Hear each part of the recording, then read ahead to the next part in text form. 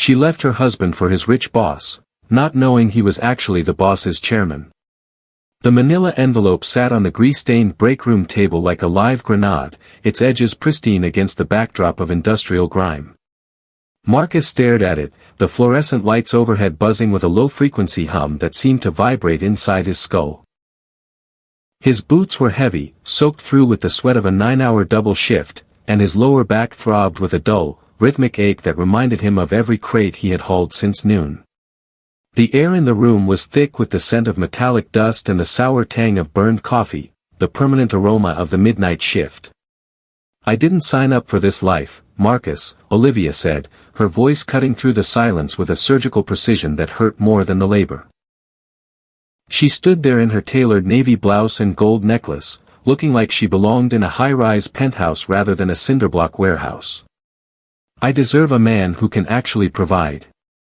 Marcus didn't yell. He didn't even move. He just watched the way the light caught the smug grin of Richard Davenport, who was leaning casually against the doorframe behind her. Richard looked down at his expensive watch, a silent taunt directed at the man in the dusty work shirt. To Richard, this was better than a promotion, it was the ultimate sport, taking the dignity of the man who worked the hardest for him. "Olivia, we're in the middle of a shift," Marcus said quietly, his voice raspy from the dry warehouse air. He glanced at the vending machine behind him, the one that had just swallowed his last $4, leaving him with an empty stomach to match his empty heart. It was the final insult in a day defined by loss. "There's no good time for the truth, Marcus," she replied, sliding the envelope an inch closer to him. The divorce papers were the final signature on a decade of struggle. "Richard has shown me what a real future looks like.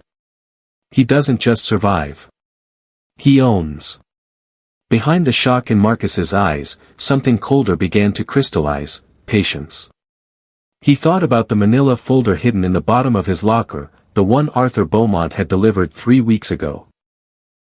It contained the legal proof that Marcus was now the sole heir to Apex Industrial Group, the multi-billion-dollar parent company that owned every truck, every crate, and every square inch of the ground Richard Davenport was currently standing on. He could have ended it right there. He could have told her that the small man she was discarding actually held the keys to the kingdom.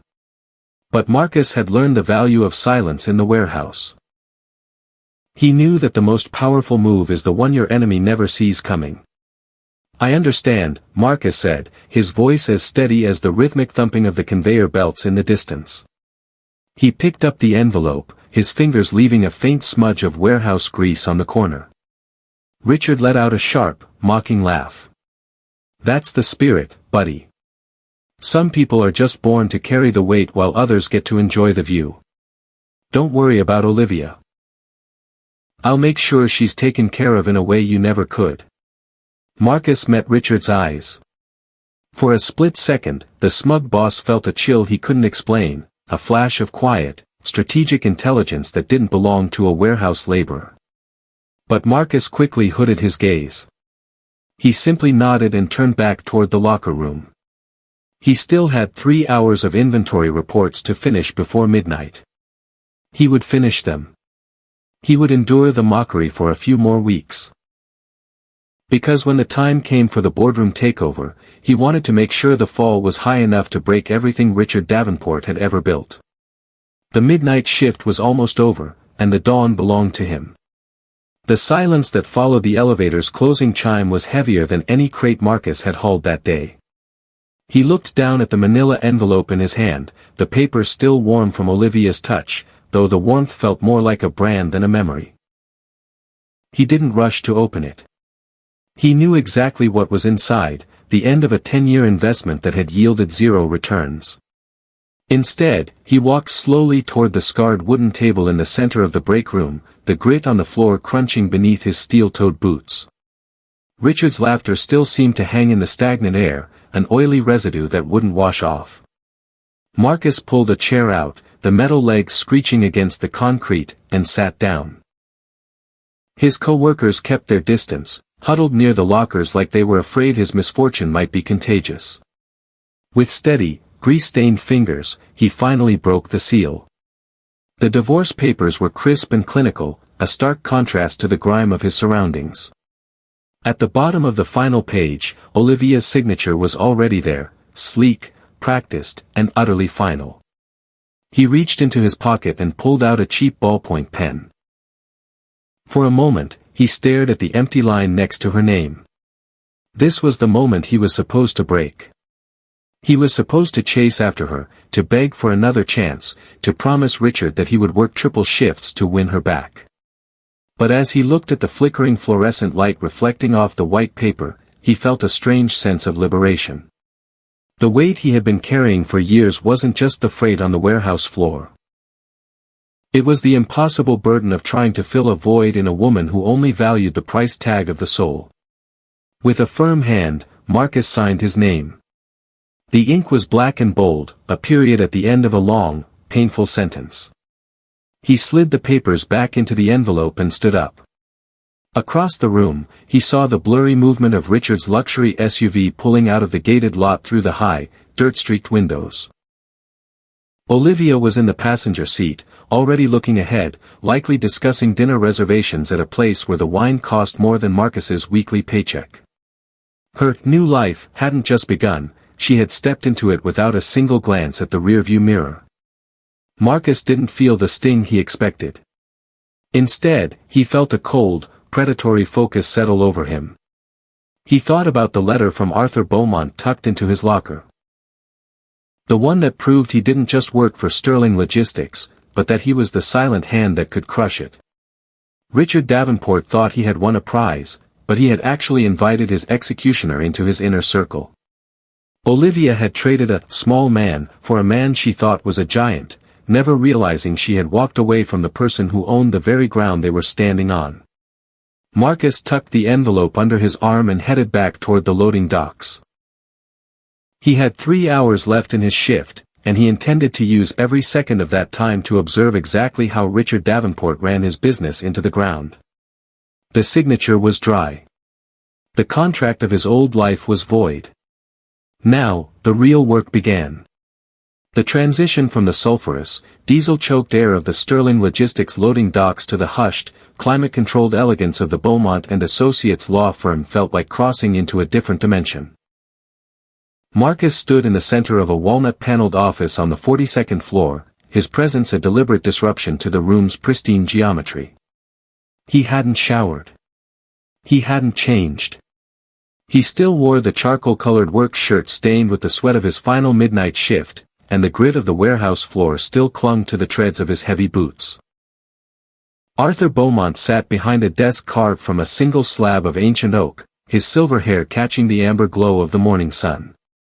He didn't look at Marcus with the condescension Marcus had come to expect from men in silk ties. Instead, there was a profound, quiet reverence in the old lawyer's eyes. He gestured toward a leather armchair that likely cost more than Marcus's annual salary, but Marcus remained standing. He wasn't here for comfort, he was here for the truth. "Your Uncle Edward was a complicated man, Marcus," Beaumont began, his voice like sandpaper on velvet. "He watched you from a distance for 15 years. He watched you take care of your mother until her final breath. He watched you marry a woman who saw you as a stepping stone. And most importantly, he watched you work a job that was designed to break you, yet you never once asked for a handout." Beaumont slid a thick, bound ledger across the desk. Beside it sat a single, black titanium card embossed with the Sterling family crest. He didn't want to hand an empire to a man who hadn't felt the weight of the world. He wanted a successor who knew what it was like to be at the bottom of the hierarchy so that when he reached the top, he would never forget the view. Marcus looked at the ledger, his heart hammering against his ribs with a force that far exceeded the physical strain of the loading docks. He opened the first page, and the numbers seemed to lift off the paper. It wasn't just a modest inheritance or a life insurance policy. The Sterling legacy isn't just a title, Marcus, Beaumont continued, leaning forward. The liquidity alone, the cash accounts currently held in your name, totals $500 million. That doesn't include the real estate holdings, the shipping fleet, or the controlling interest in Sterling Logistics itself. The room seemed to tilt. 500 million. It was a number so large it felt abstract, yet the titanium card in front of him made it terrifyingly real. For years, he had been a ghost in his own life, a man whose worth was measured by how many pallets he could move in an hour. Now, with a single stroke of a pen, he held the power to buy and sell the very people who had spent the last decade trying to erase him. Richard Davenport is a tenant in your world now, Marcus, Beaumont said, a ghost of a smile touching his lips. He doesn't know it yet, but he is currently occupying a chair you own, in a building you own, running a company you now control. You aren't just the chairman. You are the sterling legacy. Marcus reached out and picked up the black card. The cold metal felt like an anchor, grounding him in this new reality. The fatigue of the midnight shift was still there, a dull ache in his marrow, but it was being eclipsed by a cold, searing clarity. He didn't feel like a rich man, he felt like a predator who had finally been given his teeth. Olivia had wanted a man who could provide, and Richard had wanted a man he could humiliate. Marcus was about to give them both exactly what they deserved. The shift had ended, and for the first time in his life, Marcus Sterling was the one holding the clock. The weight of the black titanium card in Marcus's pocket felt like a cold, solid anchor as he stepped out of the hushed luxury of Arthur Beaumont's office and back into the sweltering, humid reality of the city. Most men, upon discovering they were worth $500 million, would have burned their work clothes in the nearest dumpster and boarded a flight to somewhere where the air didn't taste of exhaust. But Marcus wasn't most men. He had spent 10 years being invisible, a ghost in a blue-collar uniform, and he realized that his invisibility was now his greatest tactical advantage. When he pulled his beat-up sedan into the Sterling Logistics lot for the start of the Monday afternoon shift, nothing had changed on the surface.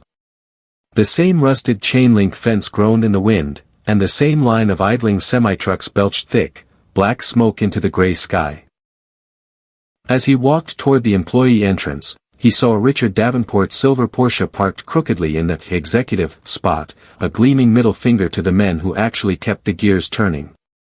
Marcus clocked in with the same methodical precision he always had. He felt the eyes of his co-workers on him, some filled with pity, others with the awkward distance people keep from a man who has just been publicly discarded by his wife. He didn't offer any explanations. He simply picked up his scanner and headed toward Bay 4. The corruption wasn't hidden, it was woven into the very fabric of the daily operations. From his new perspective as the man who owned the ledger, Marcus began to see the leaks that Richard was orchestrating.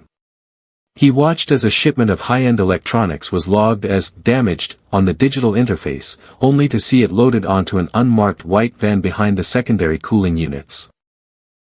A van Marcus now knew belonged to one of Richard's shell companies. He saw the way the floor supervisors skimmed hours off the casual laborers' time cards, a systematic theft of pennies that added up to thousands for the men at the top.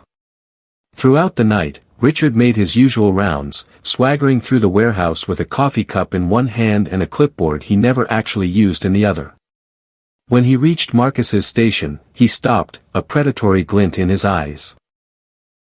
"Still here, Sterling?" Richard asked, his voice booming over the roar of the sorter belts. "I figured you'd be home under the covers, crying into a tub of ice cream. I have to admit, I admire the work ethic. Or maybe you just have nowhere else to go." Marcus didn't look up from the crate he was tagging. "Just finishing what I started, Richard." "That's the spirit," Richard chuckled, clapping Marcus on the shoulder with a hand that had never known a blister. "Keep your head down. Maybe if you work hard enough, I'll give you a bonus to help with those legal fees. Olivia mentioned you were always a bit short on cash." Marcus felt the heat rise in his chest, but he channeled it into a cold, silent mental note. He wasn't just observing the financial theft, he was documenting the human cost. He watched Richard belittle a veteran loader for a minor clerical error, saw the fear in the man's eyes, and realized that his Uncle Edward hadn't just left him money. He had left him a responsibility to clean house. As the sun began to peek over the horizon, signaling the end of his first shift as the invisible owner, Marcus walked back to his locker. He looked at the chairman card one last time before tucking it deep into his wallet. Richard Davenport thought he was mocking a broken man. He had no idea he was giving a guided tour of his own crimes to the only person who could destroy him. Marcus had 1 week left in this hellhole, and by the time he walked out for the last time, he wouldn't just have the evidence, he would have the leverage to ensure Richard Davenport never worked in this industry again. The game was no longer about survival, it was about the silent, clinical extraction of justice. The humid air of the warehouse seemed to thicken as Tuesday's shift dragged into its 5th hour, the atmosphere heavy with the scent of ozone and the relentless mechanical thrum of the sorting lines. Marcus moved with his usual quiet efficiency, his hands moving rhythmically as he tagged high-priority freight, but his mind was a fortress of cold calculation. Every time his fingers brushed the outline of the black titanium card through the thin fabric of his work pants, he felt a surge of lethal clarity that made the physical exhaustion feel irrelevant. The rhythmic peace was shattered by the sharp, authoritative click of leather soles on the concrete. Richard Davenport appeared at the end of the aisle, flanked by 2 floor supervisors who trailed behind him like nervous shadows. Richard wasn't just walking. He was performing, his chest puffed out in a tailored silk shirt that cost more than the monthly rent Marcus used to struggle to pay. He stopped just feet away, a theatrical, oily smile spreading across his face as he realized he had a captive audience of workers nearby. "Look at this, fellas," Richard called out, his voice booming over the roar of the forklift engines. "The most dedicated man in the building. Most guys would be at home wallowing after their wife realizes they're a dead end, but not our Marcus. He's right here, grinding for those few extra pennies. Tell me, Sterling, does it hurt more knowing she's currently picking out Italian marble for our new kitchen while you're picking out lint from your pockets?" The floor supervisors let out a forced, sycophantic titter. Marcus didn't stop moving. He hoisted a 40-pound crate onto the belt, his jaw tight but his expression entirely neutral. He could feel the eyes of his teammates on him, pitying glances that made his skin crawl, but he refused to give Richard the satisfaction of a reaction. "You know, I almost feel bad for you," Richard continued, stepping closer until the scent of his expensive cologne clashed with the warehouse's metallic dust. "I really do. You're a good buddy, Marcus. A loyal dog. But that's the problem. Dogs don't get to sit at the table.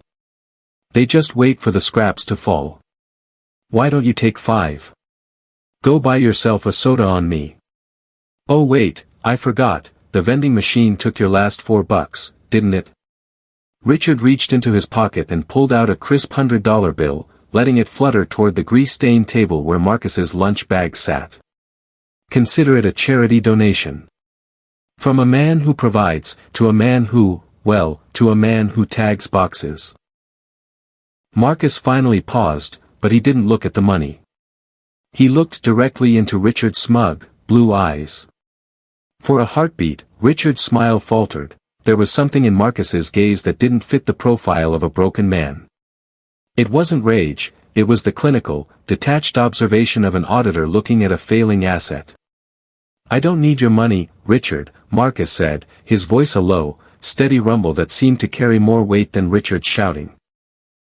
"Sure you don't," Richard laughed, though the sound was a bit thinner than before as he turned to walk away. "Keep that pride. It'll keep you warm in your empty apartment tonight." As the executive entourage swaggered off toward the front offices, Marcus turned back to his work. He didn't touch the $100 bill. He didn't need to. He was currently the invisible owner of the very company Richard was bleeding dry, and every insult Richard hurled was just another line item on the bill he was about to collect. The buddy act was almost over, and when Marcus finally spoke again, it wouldn't be from the warehouse floor, it would be from the head of the table. The air in the Bay 4 supervisor's office was stagnant, thick with the scent of old paper and the metallic tang of the warehouse floor, but for Marcus, it had become a field of study. He sat at the cramped, scarred desk during his mandated 15-minute break, his eyes tracking Richard Davenport through the glass partition. Richard was currently laughing with a freight contractor, his expensive silk sleeve brushing against a dirty pallet as he gestured toward a fleet of trucks. From this distance, he looked like a man in total control, but Marcus now saw the hairline fractures in the facade. Every buddy comment and every public slight from Richard was being meticulously filed away, not just in Marcus's memory, but in a growing digital dossier that was about to become a noose. Once his shift ended and the morning sun began to bleach the grit-covered parking lot, Marcus didn't go home to his empty apartment. Instead, he sat in his car and placed a call through an encrypted line to the 42nd floor of the Beaumont building. "Arthur," Marcus said, his voice low and raspy from the warehouse dust. "I'm seeing the patterns. It's not just petty theft. He's cutting corners on the structural maintenance of the cooling units in Sector 7 to pad the quarterly bonuses. And the unmarked vans, they're moving high-value inventory off manifest 3 times a week." "I was afraid of that," Arthur Beaumont's voice came through, steady and clinical. "Richard has been operating under the assumption that the Sterling family interest was dormant. He's treated this company like a personal ATM. If he's compromising safety protocols for profit, we aren't just looking at embezzlement, we're looking at criminal negligence." "I want the net tightened," Marcus commanded, his fingers tightening around the steering wheel. "Authorize the forensic audit into every shell company associated with his name. Follow the paper trail from the damaged inventory reports to the secondary markets. I want to know exactly how much he has stolen from the men who actually do the work." "It will be done," Arthur replied. "My team will begin the silent deep dive into the offshore accounts. By the time we're finished, we won't just have his job, we'll have his entire future. But Marcus, be careful. A cornered man like Richard is dangerous." Marcus looked back at the warehouse, the Sterling Logistics sign hanging crookedly above the main gate. He felt the black titanium card in his wallet, a silent weight of absolute authority. "Let him be dangerous," Marcus whispered. "He thinks he's playing a game with a laborer. He hasn't realized yet that he's been audited by the owner." As he ended the call, Marcus felt a cold, surgical satisfaction. The forensic net was being cast, and every move Richard made from this moment on was being recorded. The humiliation of the buddy act was a small price to pay for the evidence they were gathering. Marcus shifted the car into gear, leaving the warehouse behind for the day, knowing that when he returned, he wouldn't just be watching a thief, he would be presiding over his downfall. The following morning, the warehouse floor felt different. Less like a prison and more like a stage where the first act was finally coming to a close. Marcus arrived for his shift early, but he didn't pick up his scanner. Instead, he walked toward the elevated executive offices, his boots heavy and deliberate on the metal stairs. The black titanium card remained hidden in his wallet, a silent observer of the end of an era. He found Richard Davenport standing at the floor-to-ceiling window that overlooked the sorting lines, holding a crystal glass of espresso as if he were surveying a personal fiefdom. Marcus stepped into the office, the climate-controlled air a sharp contrast to the humid, diesel-scented breeze he had just left. He placed his employee badge and the keys to his locker on Richard's mahogany desk with a dull, metallic click. "I'm done, Richard," Marcus said, his voice quiet and devoid of the fatigue that usually defined it. "This is my resignation, effective immediately." Richard turned, a slow, mocking grin spreading across his face as he took a sip of his coffee.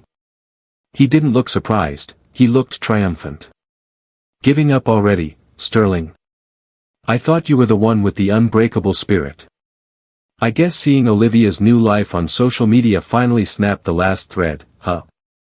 Marcus didn't blink. He simply stood there, absorbing the insult with the same detached calm he had used to observe the warehouse's corruption. "It's just time to move on." "Of course it is," Richard chuckled, walking around the desk to stand inches from Marcus, radiating a smug, overwhelming confidence. "But let's be honest with each other for once. You're quitting because you can't handle the weight. Some men are built to be the pillars of an industry, Marcus, and some are just the dust that settles on the floor. You weren't built for the pressure of this world. You were built to be a background character in someone else's success story." Richard reached out and patted Marcus's shoulder, a gesture of faux sympathy that felt like a slap. Go on then. Go find a nice, quiet life where nobody expects anything from you. I'll make sure Olivia knows you went out with a whimper. It'll just confirm she made the right choice. Marcus looked at the hand on his shoulder, then back at Richard. He didn't offer a rebuttal.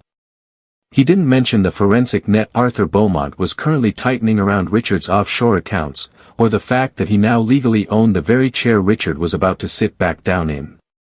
He simply turned and walked out of the office. As he descended the stairs, the ghost of the warehouse floor faded away. He walked through the loading docks one last time, ignored by the supervisors and pitted by the crew, a man they all thought was retreating in defeat.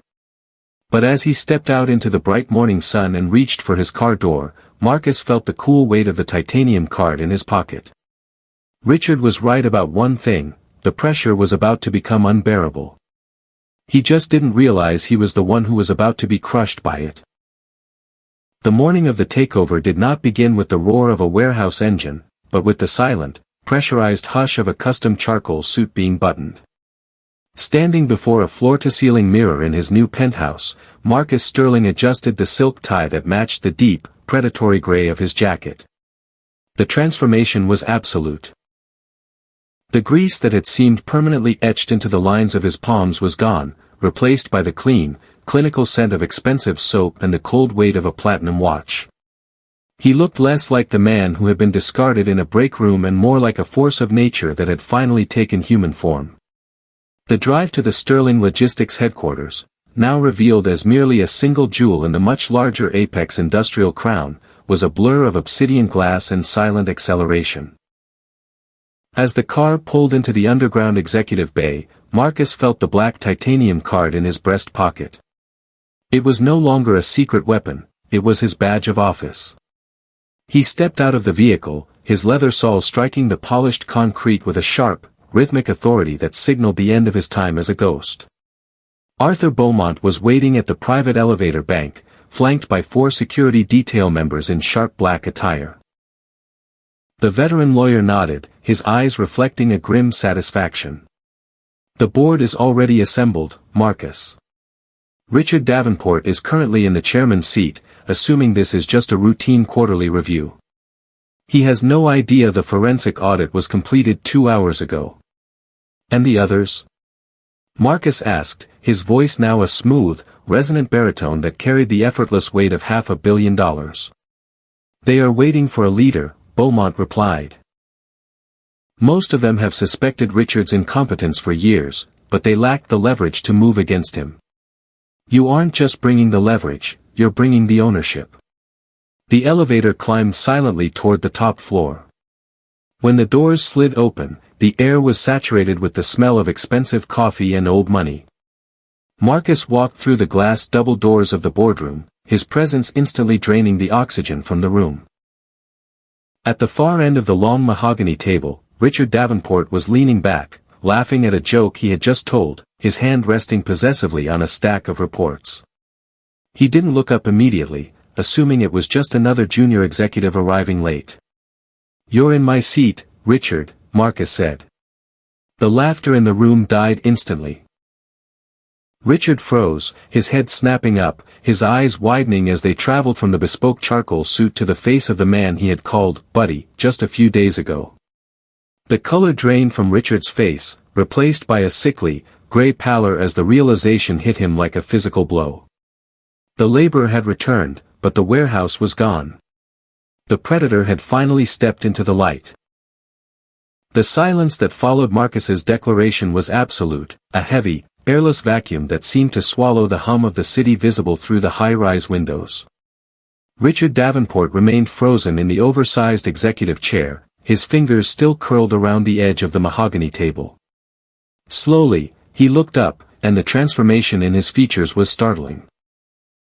The arrogant, high-octane color that usually defined his face drained away in a visible wave, leaving his skin the sickly, translucent color of old, brittle paper. His mouth opened slightly, but no sound emerged. He looked like a man who had been told the floor beneath him had ceased to exist. Arthur Beaumont stepped forward, his presence acting as the clinical anchor to Marcus's raw power. He placed a leather-bound folder on the table and opened it to reveal the notarized articles of the Sterling Trust.